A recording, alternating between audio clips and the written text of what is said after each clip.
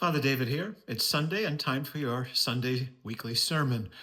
And today's gospel lesson is the wonderful and beautiful story of the prodigal son, as Luke gives it to us. And it is entitled Prodigals All. Well, this is the gospel story that I always have a tough time getting through without choking up. And perhaps some of you experience that same emotion. Perhaps it's because this story takes us to the boundary between the ordinary and the holy. It invites us to see life through God's eyes while giving us some sobering insights into what life through human eyes too often looks like. The tension between our human disconnect and the overwhelming mercy of God makes this parable so difficult to tell without feeling overwhelmed. Shall we begin? The story begins with the goody two-shoes in the crowd, and let's face it, there's lots of us, especially among the regular churchgoers, who are that person. I am that person. And this person in the story gets all bent out of shape over who Jesus decides to hang out with. Those we too often dismiss as the lowlifes, the losers, the failures in our midst. That perspective on life is the MO of the elder brother, the one who, at least in his own mind, is always faithful, always hardworking, and always doing his best. And that's where we begin with today's story. We begin with the older brother, because how many of us are so often taught, as we teach our children, to study hard, work hard, and therefore succeed? Make good use of your time, we tell ourselves, we tell our children. Idle hands are the devil's workshop.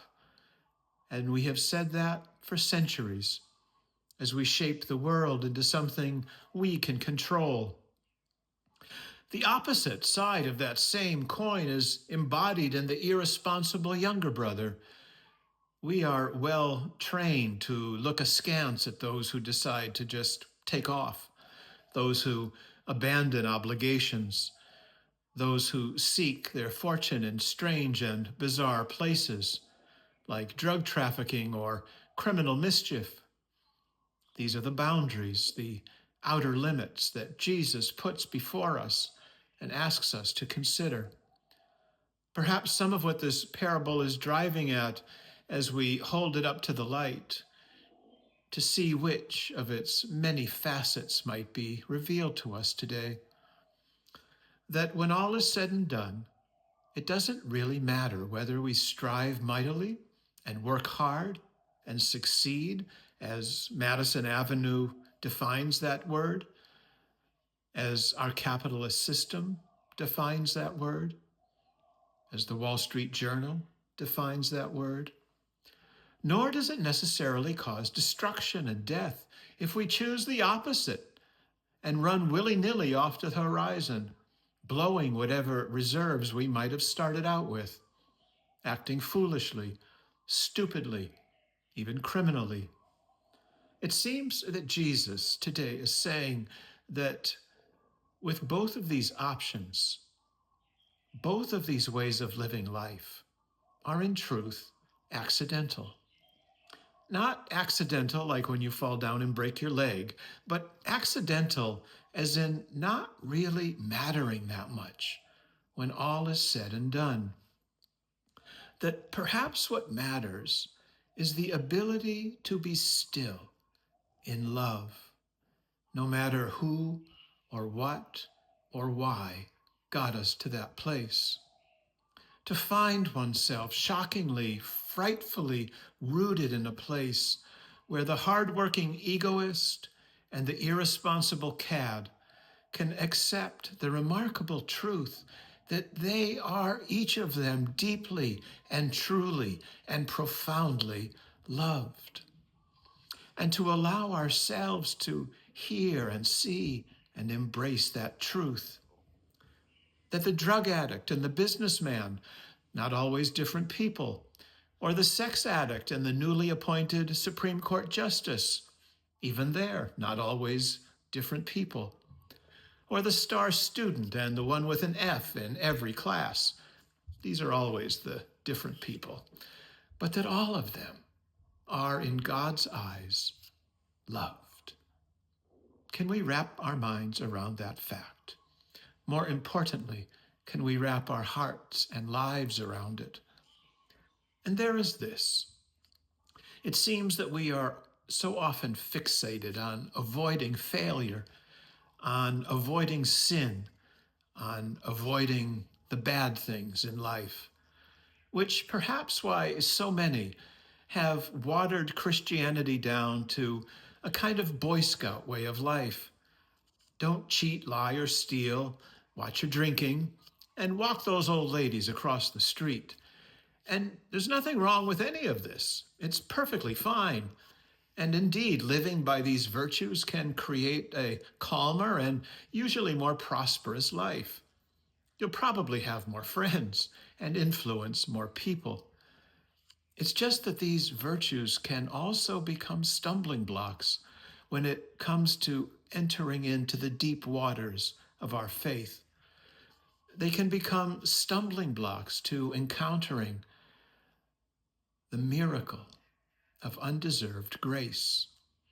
The grace that says to the achiever, you can't earn it. That says to the recalcitrant, just turn around. It's running right for you. Either way, there's one thing we need to do, no matter who you or I might be.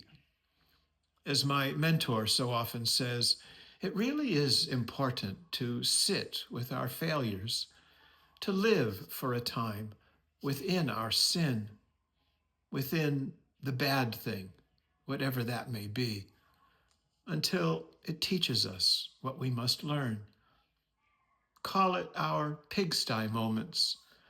Whatever our pigsty moments may be in life, can we, with the younger brother, sit for it for a while? Stop running from it.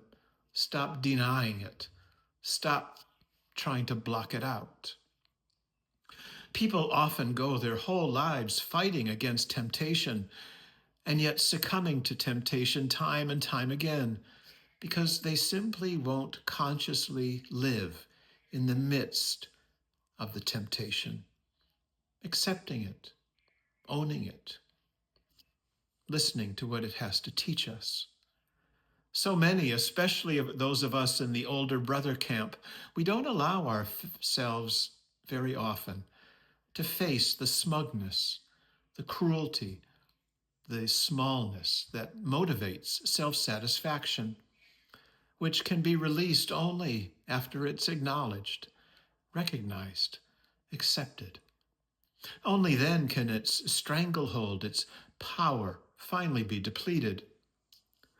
The younger brother faced his pigsty moment and then took the steps needed to go to that place where grace was just waiting to overwhelm him. Will the older brother face his pigsty moment? The parable doesn't tell us. Will he recognize that just as he scorns his brother for demanding half of their dad's estate, Dad, in fact, split the inheritance between the two of them? Will Big Brother come to grips with the nonsense that although in his father's eyes he is the beloved who is given all that his father has, yet this older brother stubbornly sees himself as a mere hired hand, not only underappreciated, but overworked as well? Will Big Brother come to grips with the fact that his self-righteousness is simply the other side of the wastefulness coin that his younger brother embodies?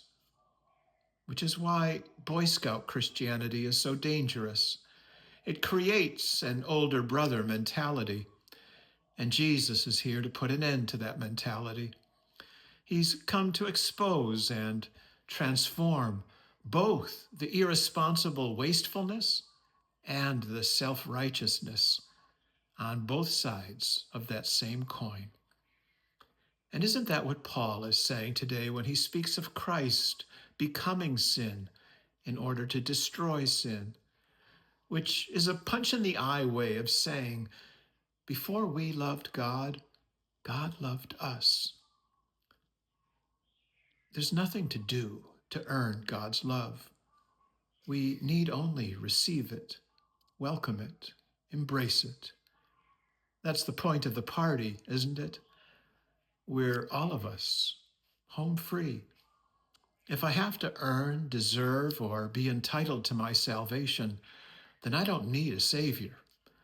And when that truth finally sinks in the midst of our human imperfection, our hubris, then all we can do is look up and smile and say, thank you. As the wise old general in Babette's Feast says, man in his weakness and short-sightedness believes he must make choices in this life. He trembles at the risks he must take.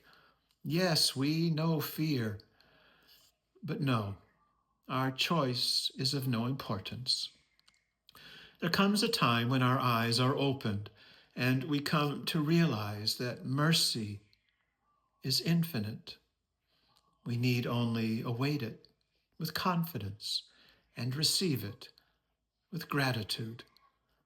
Mercy imposes no conditions, and lo, everything we have chosen is granted to us, and everything we have rejected is also granted. Yes, we get back even what we rejected, for mercy and truth have met. Righteousness and bliss shall kiss one another. God bless you all.